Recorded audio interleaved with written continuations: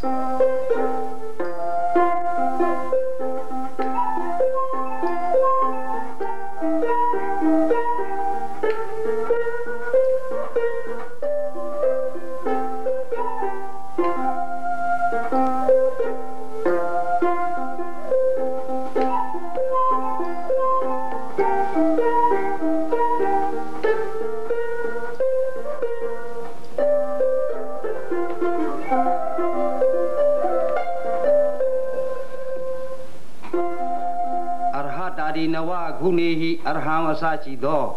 Kubado Gunoruni, Tamanagatan Pizuno Mudo, Natan Lunatui, Kuya Pido Mudo, book down the dotin Shia, Labanunas of Payago. Odida ye, my Ziri Yada, Taru Ziri, Damaziri, Periboga Ziri, Odida Ziri Romea, Wona Ganda Yada, Tamanda, Saint Yadani, Pizuno, Imam Pina Pada Kazania, Bosinia. Iso kewe bozi chuchin yada apyago. Sakisa yudizwa timi niban man ludambai shimpaya. Puzi mi niban umyo buzoba I shimpaya. Me the video idambunya I kaumubi. Adawakaya adawatia liba doi. Konya konya pido, menya punya myanibangu. Waha ikanya on yesau naili ho do Jibasi the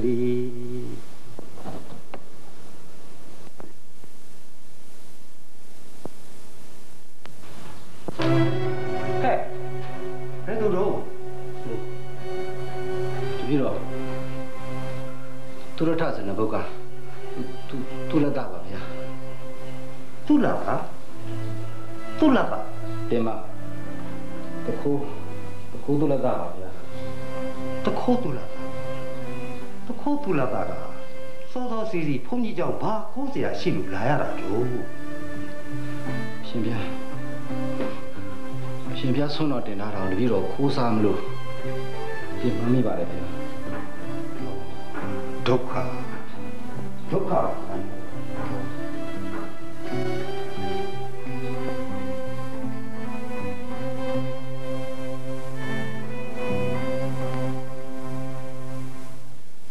Eh, Maroye, Tihu Joma, Miazo, Yahanoa, Sonsa, Sonsa, Pissy, Sonsa be and Noma Pissy. Come a town we button, singing Pomia Jare, Sia Dine Lulu, John Nine Lulu, Fiddling in Wadabin Oma Pissy. Kilita at the walk on Kambi Yahana, be the pit wajare.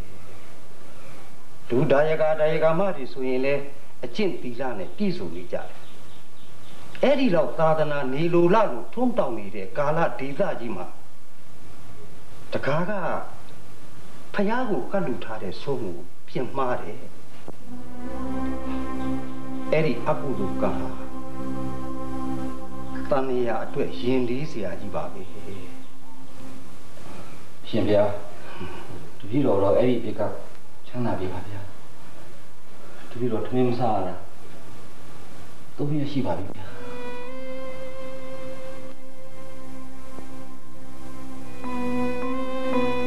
ကဲနီးတင်ကုတ်ထဲကပကံခွက်ရောက်တစ်ခုကိုသွားယူခဲ့ထုံးတော်ဆွန့်ပြီဩတင်ပါဗျာတင်ပါဗျာ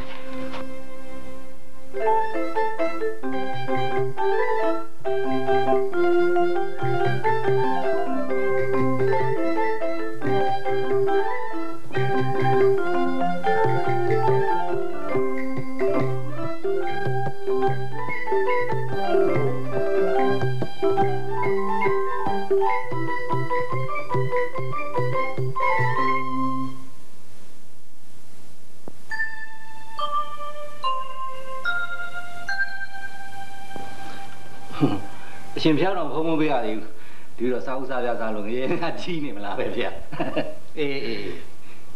မြတ်စွာဘုရားလက်ထက်တော်လုံးကဗုဒ္ဓရဲ့တပိတ်တော်တွေကဆုံးကိုအလွန်စားကျင်နေတဲ့ကောသလမင်းကြီးအားမြတ်စွာဘုရားကိုတော်တိုင်ခွဲဝေပေးပြီးသုံးဆောင်စေတဲ့တာရကကတော့ရှိပါရဲ့တခါကငရေကြီးမှာတော့ကြောက်သားကိုကြောက်တာပါဗျာဒီတော့ဘုန်းကြီးကတခုမင်းယရနာသုံးပါးကုန်ကိုယုံကြည်ပြီးတော့တရားတရားစစ်နဲ့ဒါယကာများကလှူဒန်းထားတဲ့ဆုံးကိုယဟန်တစ်ပါးပါးကမိမိရိုးရိုးပေါ့ပေါ့ဆဆစားမိရင်အဲ့ဒီယဟန်ဟာ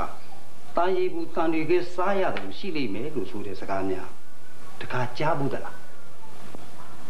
တပည့်တော်ကြားဘူးလို့တော့ရှိတယ်မှတ်တာပဲဗျာ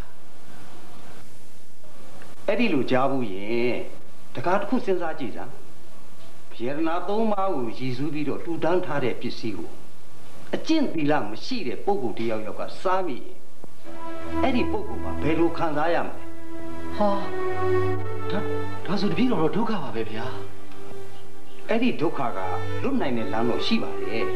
အမေရှိတော်မူပါဗျာလူတကာတို့စောက်ထိတ်အပ်တဲ့သီလကိုစောက်ထိတ်ရမှာပေါ့တပည့်တော်မရှိလို့ခိုးစားတယ်လူတွေအတွက်တော့အကျင့်သီလဆိုတာဘယ်စောင့်နိုင်မှာမလဲဗျာဥမတောင်းကသီလစောင့်နိုင်တယ်လို့ဆိုတော့မဟုတ်လားဗျာအဲ့ဒါကအကျင့်သီလကိုမစောက်ထိန်နေတဲ့လူတွေစင်ကြီးစကားပါသီလကိုစောက်ကြည့်ပါဥမတောက်လာပါလိမ့်သီလရဲ့အကျိုးကျေးဇူးကိုပြောပြမြစ်စီမဒေသအိန္ဒိယတောင်ပိုင်းပုံမြင်တစ်ခုမှာတကားလိုပဲမရှိလို့ခိုးစားရပါတယ်ဆိုတဲ့တခုတယောက်ရှိတဲ့တညမှာအဲ့ဒီတခိုးကိုလူတွေကလိုက်ဖမ်းကြတဲ့တခိုးကလည်းပြေးမိပြေးရမင်းဥယျာဉ်တွေကိုဝင်ပြေးမိတယ်နောက်ကလိုက်တဲ့လူတွေကလည်းထက်ချက်မကွာလိုက်လာကြတယ်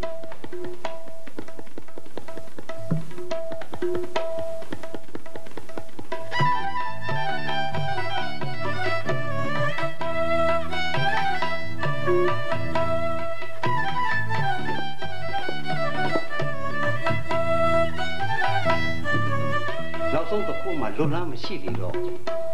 ကြာမိကြာရစွာမိယောဂီကြီးအောင်ဆောင်းတတရားမှထိုင်နေလိုက်တယ်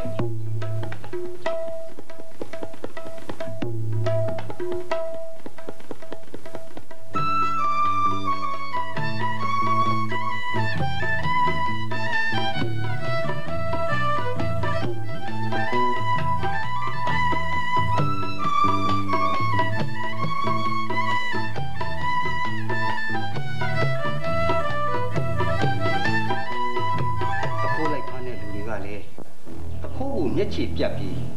အယောင်ဆောင်ယောဂီကိုတွေ့ကြတာပေါ့အဲ့ဒီအခါမှာတကယ်သူတော်စင်ကြီးရဲ့ကိုထင်မှတ်လိုက်တယ်ယူယူသူသေးအကြီးကကတော့ပြည့်ကြတယ်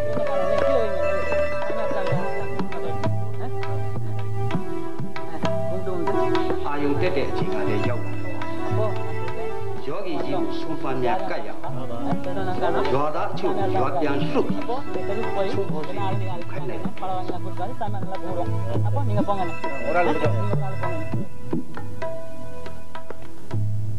မနဲ့မိုးလင်းတော့ သူရွာသားတွေကဆုံးဘောစဉ်ယူလာကြတယ်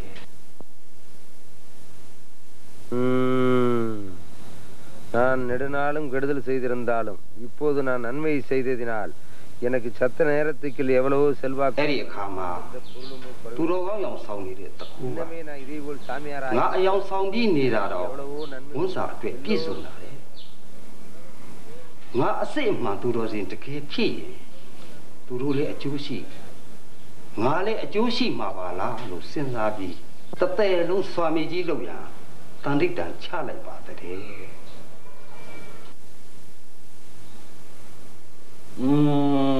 သူတော်ကောင်းအောင်ဆောင်ရင်ထမင်းဝါသွားတာပေါ့လေ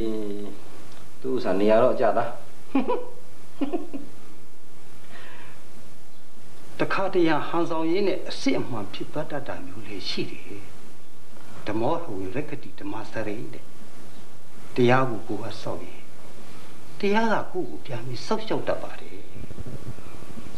အဲ့ဒီတခုကိုတခါအားမချဘူးလား ရှင်ပြရတယ်ကိုယ်သာမကောင်းရှိရမယ်သူများကောင်းတာတော့အားကြတာပေါ့ဗျာ အားချရင်သူ့လိုကြည့်ပါလား ဘာတွေဘယ်လိုကြည့်ရမှာလဲဗျာ လူတွေအတွက်အသင့်တော်ဆုံးကတော့၅ပါးသီလပေါ့တခါရဲ့၅ပါးသီလကိုစောင့်ထင်းရင်တကူချင်းစောင့်ရင်တကူချင်းကိုယ်စိတ်နှစ်ပါးကျမ်းမာချမ်းသာမယ်။အိုးတခါကိုလက်တွေ့ပြောလိုက်မယ်။၅ပါးသီလကိုတခါစောင့်ထင်းရင်တသက်လုံးမြင့်ပြည့်မြင့်တန်ကလွတ်ကင်းမယ်။ကိုမိသားစုစောင့်ထင်းရင်ကိုမိသားစုတစုလုံးကျမ်းမာချမ်းသာမယ်။တစ်ဆွေလုံးတစ်မျိုးလုံးစောင့်ထင်းရင်တစ်ဆွေလုံးတစ်မျိုးလုံးကျမ်းမာချမ်းသာတစ်မျိုးလုံးတစ်နိုင်ငံလုံးစောင့်ထင်းတစ်မျိုးလုံးတစ်နိုင်ငံလုံးအေးချမ်းသာရချမ်းသာမယ်ဆိုတာယခုဘဝတွင်ဘေးအန္တရာယ်ကင်းပြီးချမ်းသာမှာကိုပြောတာမဟုတ်ဘူးနော်နောင်ဘဝတန်တရားဆက်ဆက်ချမ်းသာမယ်လို့ပြောတာဒီပါဗျာတခါမှစာပေကျမ်းကတော့သင်ခဲ့ဟာမရှိဘူးရှင်ပြလေစာမတတ်လို့တခိုးဖြစ်နေတာဟောဗျာလေလေ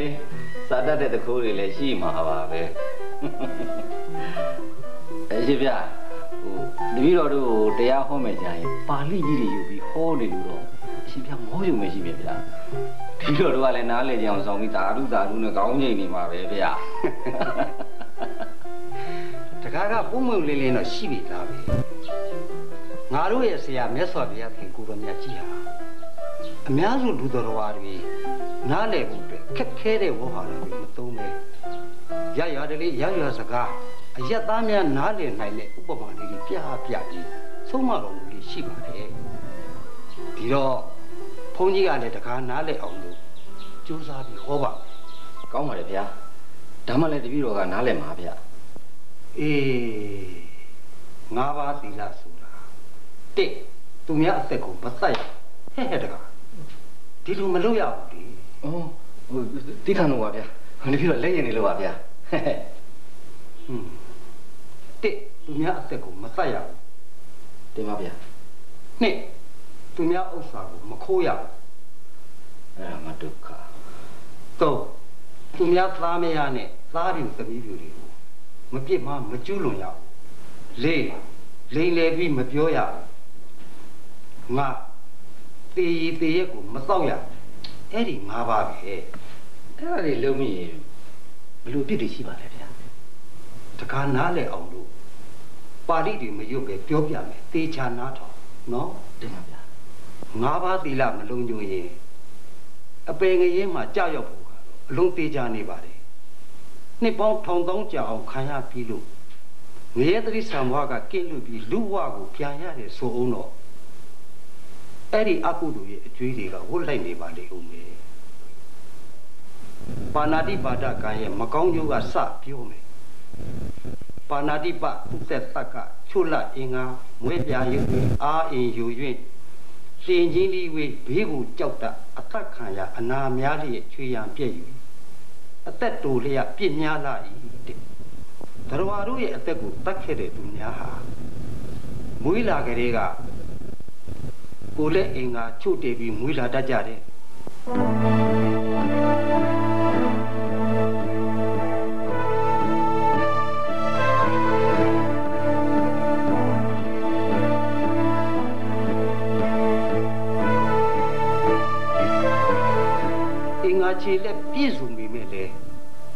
ရုပ်စင်းသရာအကြည်တန်အယုစုဖြစ်နေတတ်တယ်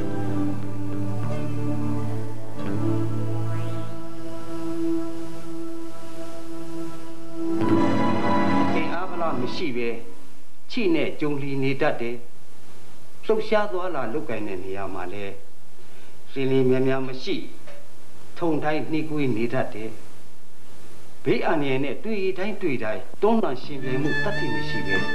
အမြဲတမ်းသာခေါင်းငုတ်ခံနေတတ်ကြတယ်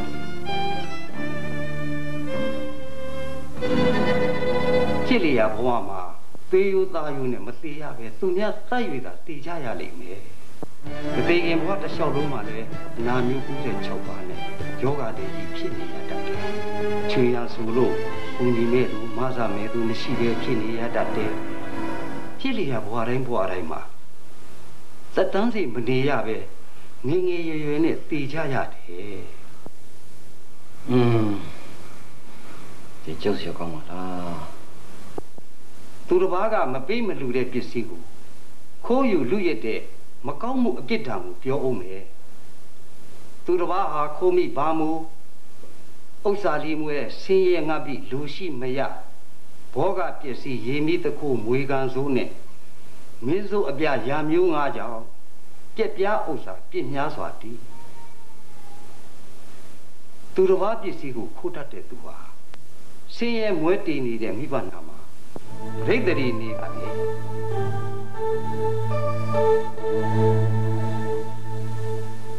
ချမ်းသာတဲ့မိဘဖြစ်စေအောင်တော့ကိုယ့်ကိုမွေးလိုက်တာနဲ့သူတို့ဆင်းရဲသွားကြရတယ်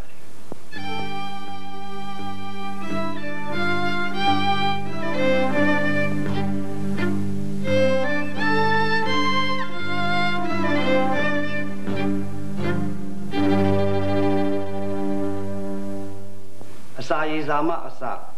ဝဝလေးလေးမစားရပဲအမြဲငတ်ပြတ်နေတတ်တယ်ကိုအလိုရှိတဲ့ပစ္စည်းကိုဘလောက်ပဲကြိုးစားမရတတ်ပါဘူးကုသိုလ်ကံကလေးကနည်းနည်းထောက်မှလို့စီစဉ်ချမ်းသာလေးရစေအောင်တော့ခံစားရကောင်းမှလည်းမသိဘူးအဲ့ဒီလိုနဲ့ပဲជីវិตအန္တရာယ်ကြောင့်တော့၎င်းជីវិตအန္တရာယ်ကြောင့်တော့၎င်းမတရားသောမင်းတို့ကအတင်းအဓမ္မသေးယူ၍တော့၎င်းတခုခုခံရ၍တော့၎င်းအပြတိုက်ခံရ၍တော့၎င်း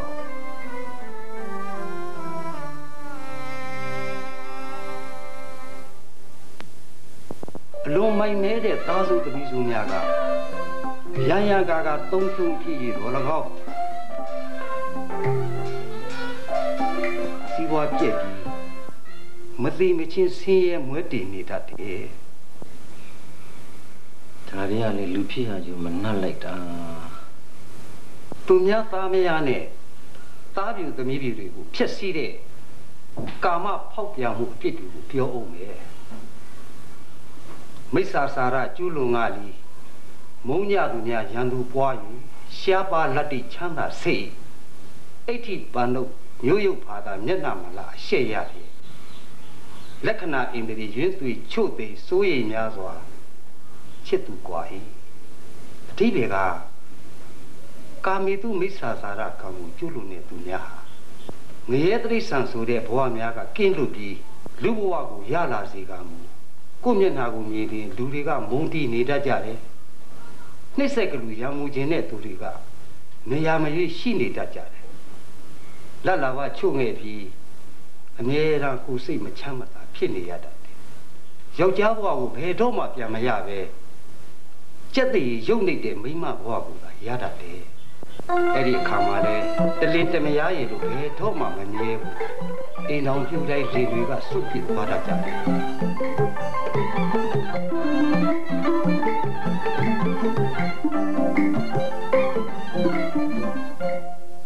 ဝကျွေးကုန်လို့ယောက်ျားဘဝကိုပြန်ရရင်တော့ယောက်ျားစစ်မဖြစ်ရပဲမိမရှာတို့ယောက်ျရှာတို့မိမတလယောက်ျားတလနဲ့ဘဝမမှန်တာတွေကိုဖြစ်နေရတတ်တယ်အမလီယောက်ျားစစ်ကမိမဖြစ်ရမှာများအသေးရစရာကြီးပါလားနော်မှုသားစကားပြောဆို냐မူ စကားမပြီးသွားမယ်နီတိပုတ်ညိပါစား6ကတ်ကိုရေအိန္ဒြေနောက်ယူရင်းဖောက်မရောက်ဩဇာနှုတ်ရှာကြမ်းတော်လျှက်ပေါ်လိုလီစိတ်မတည်တည်ယခုဘဝ၌စကားပြီးပြီးသားသားမပြောနိုင်ခြင်းဆွန့်အားခြင်းထင့်ငေါ်ခြင်းဖြစ်တတ်တယ်သူတစ်ပါးနားဝင်အောင်စီကပတ်ကိုမပြောတတ်ဘူးသွားတွေကလည်းကျူးရူကျဲတဲ့မညီမညွတ်ဖြစ်နေတတ်တယ်အန်တွင်ပါဇက်ကလည်းပုတ်ညိလိုက်တာလေတွေနဲ့လေအောက်တော်မှမနေနိုင်ကြဘူးကိုအရေးသားပူရှင်6ကပ်ပြီးစိုးစိုးဖတ်ဖတ်မရှိခြင်းမျက်စိခြေလက်တို့ကတလှုပ်လှုပ်တရွရွနဲ့တီတီငိမ့်ငိမ့်မရှိပဲအိန္ဒြေမဲ့နေတတ်ခြင်းပုံဟာမလှပဲအမြဲတမ်းပြူးတူးပြဲတဲ့ကြောင်ချောက်ချားဖြစ်နေခြင်းသူတစ်ပါးအပေါ်တွင်ဩဇာအာဏာမရှိမိမိပြောသောစကားကိုလေးလေးနက်နက်သဘောမထားလိုက်နာလက်ခံမှုမရှိကြမိမိပြောလိုက်ပြန်ရင်လေသူတော်နားထဲမှာထော်လော်ကန့်လန့်ဖြစ်နေတတ်ခြင်းမိမိကိုယ်တိုင်ကလည်းစိတ်မတည်မငြိမ်အပြောင်းလဲမြန်၍အမှန်တရားကိုမဆုံးဖြတ်နိုင်ခြင်းအဲ့ဒီလိုလူမျိုးဟာဘယ်တော့မှအကြီးအကဲလူကြီးလူကောင်းဖြစ်နိုင်မှုလမ်းမရှိဘူးမဟုတ်တာတွေပြောတာလို့တော့လေအတိုင်းခွင့်ကကိုယ်ဘယ်လေးစားတော့မလဲဒါတို့သဘာဝကြတယ်ဗျာ၅ပါးသီလမှာနောက်ဆုံးတေရီသေးရဲ့တောက်တဲ့အပြစ်များကတော့တေရီတောက်နဲ့တင့်မတင့်ဘူးရေးခွင့်မသိပြင်းရည်မေ့ယူကျေးဇူးမဆဟေရောတကင်ခမင်းများထိုအကုသိုလ်ကိုမညိုလွယ်စွာပြုကျင့်ရ၏တေရီသေးရဲ့တောက်တဲ့သူများဟာဘယ်ကိစ္စမှာပဲဖြစ်ဖြစ်တင့်ဤမတင့်ဤတော်ဤမတော်ဤဆိုတဲ့အခွင့်အရေးတွေကိုလုံးဝမသိနိုင်ဘူးအမြဲတမ်းထိုင်မိုင်းလေးလံပြင်းကြီးတူဝေနေတတ်တယ်တတိမေ့ရောတတ်တယ်မူမူယူယူနဲ့စိတ်ဖောက်ပြန်နေတတ်တယ်နောက်ဘဝမှာလူဖြစ်ရင်လည်းအယူအနှမ်းတွေကဖြစ်တတ်တယ်သူတစ်ပါးကျေးဇူးကိုမေ့တာပြီးကျေးဇူးကမ်းတတ်တယ်ဟိရိဥတ္တပဆိုရင်အရှက်ကြောက်လုံးဝမရှိပဲအဝတ်အစားအပြောဆိုအနေထိုင်မှစ၍အမြင်မတော်အကြားမတော်ဖြစ်နေတတ်တယ်မကောင်းမှုဒုစရိုက်ကိုလွယ်လွယ်နဲ့ကျူးလွန်တတ်ကြလို့အကုသိုလ်ပေါ်မှာအကုသိုလ်တွေဆင့်ပြီးမကောင်းမှုတွေတိုးပွားနေတတ်ကြတယ်အဲ့ဒီလိုလူစားမျိုးဟာရမှုရွာမှုလူအဖွဲ့အစည်းမှာမပြောနဲ့မိမိမိသားစုအပေါ်မှာတော့မှဩဇာအာဏာမရှိနိုင်ဘူးယူသည်ခံရခြင်းလဲမခံရဘူး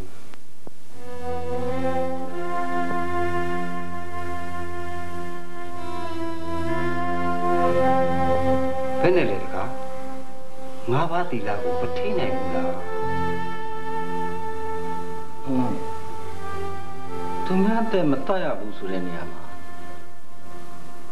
တပည့်တော်ဖမ်းဆီးခံရရင်ကို့အသက်ဘေးတွေတတ်တန်တတ်ပြီးကိုလို့ရုံးရပါတယ်ဗျာအဲ့ဒီသီလတော့တပည့်တော်မစောင့်နိုင်ပါဘူးဗျာကဲဒါဖြစ်ရင်သူများပစ္စည်းမခိုးနဲ့ရှင်ဗျာတမန်ကြတတ်လို့စားခိုင်းတာဖြစ်နေပြီဘယ်စောင့်နိုင်မှာမလဲဗျာတပည့်တော်တခိုးလေကဲသူများသားမရနဲ့သားပြူသမီးလူတွေကိုမဖြစ်စည်းနဲ့ပေါ့ညောင်းဗျသူများသားများဆိုတာတော့ပြီးတော့ရှင်းပါလေသားပြူသမီးပြူကြီးဆိုလာဘယ်လိုတွေတော့ဗျာအဲ့ဒါကတခါနားထွေးသွားမှဆိုလို့ဘုန်းကြီးကအကျေမပြောလိုက်တာကျမသူတစ်ပါးသားပြူသမီးပြူဆိုတာမိဘအုပ်ထင်းကြီးမှမကင်းတဲ့မိန်းကလေးဦးကြီးအတော်တို့ကအုပ်ထင်းတဲ့မိန်းကလေးအကိုတို့မောင်တို့ကစောက်ရှောက်တဲ့မိန်းကလေးဆွေမျိုးတွေကစောက်ရှောက်ထားတဲ့မိန်းကလေးရရွာကစောက်ရှောက်ထားတဲ့မိန်းကလေးအဲ့ဒီလိုသာပြောရရင်မိန်းကလေးအမျိုးပေါင်း20ရှိတယ်ရှင်ဗျာလူယိုကြီးစားမှမထားတော့ဟဲ့လက်မတက်ခင်မကျူးလို့နဲ့ပေါ့တခါရဲ့လူစိတ်ဟာမြောက်စိတ်နဲ့တူတယ်ဇူးဖေအဲ့ဒီမြောက်ဒီလိုနိုင်မှာမဟုတ်ပါဘူးကဲလီဒါဖြင့်လိမ်မပြောနဲ့အရှင်ဗျာတပည့်တော်တခိုးဆိုတာကလူမိလူအစစ်စစ်ခံရင်မယူပါဘူးမခိုးပါဘူးလို့လိမ်ပြောတာတပည့်တော်တခိုးထုံးစားဗျာတခါဟာကလည်းဈေးစစ်လာလိုက်တာတပားကြံတော့တယ်ကဲအရက်မတော့နဲ့စင်ကြီးတက်တယ်လည်းမတင်ပါနဲ့ဗျာ ဒီလိုတခိုးဆိုတာတွေကဓမြတွေလို့တတ်တိရှိကြတာမဟုတ်တော့မကြအရက်လေးနဲ့ပဲရေးစိတ်တင်ရတယ်ဗျာတကားဥစ္စာဘာကြံတော့တော့တာဖြစ်အပြစ်တင်လည်းခံရမှာပဲဗျာတတိတော့အရှင်ဘုရားရှိမှအာမခံပြီးနောက်ကွယ်မှာမဖောက်ပြန်ခြင်းလို့ပါဗျာဟေးအဲ့ဒီစိတ်တော့ဘုန်းကြီးကြိုက်သွားပြီဒါဟာကိုယ်စိတ်ကိုသိရင်တရားရှိလာနိုင်တဲ့လမ်းစာပဲကျူးစားလိုက်စမ်းပါတကားကျူးစားလိုက်စမ်းပါတကားစားထားတဲ့ဖះဆုံးတော်ပွဲကျေးဇူးကိုထောက်ပြီးတပားလောက်တော့ရအောင်ကျူးစားလိုက်စမ်းပါ